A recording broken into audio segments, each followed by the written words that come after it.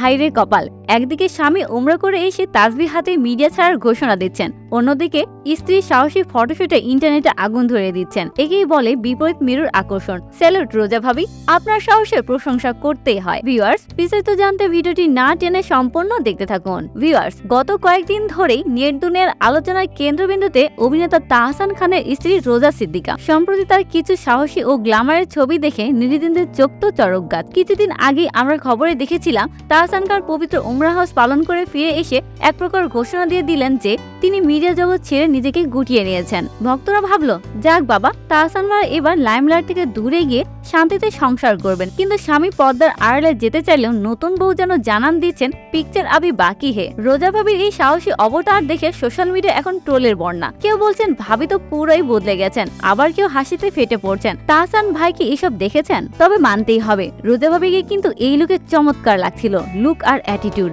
দুটোতে তিনি যেন টলিউড বলিউড নায়িকাদের টেক্কা দিচ্ছেন। কিন্তু প্রশ্ন অন্য জায়গায়, যেখানে স্বামী ধর্মীয় পথে চলার চেষ্টা করছেন, সেখানে স্ত্রীর এই সাহসী ইমেজ কি সংসারের কোনো নতুন গল্পের জন্ম দিচ্ছে, নাকি এগুলো শুধুই প্রফেশনাল ফটোশুট? তাহসান আর রোজার এই কর্মকাণ্ড নিয়ে আপনার মন্তব্য কি? ভাবির সাহস দেখে আপনিও কি আমার মতো সারপ্রাইজ? কমেন্টে আপনার মতামত জানিয়ে দিন। আর এমন এক্সক্লুসিভ গসিপ পেতে সাবস্ক্রাইব করুন আমাদের চ্যানেল স্টার গল্প বাংলা।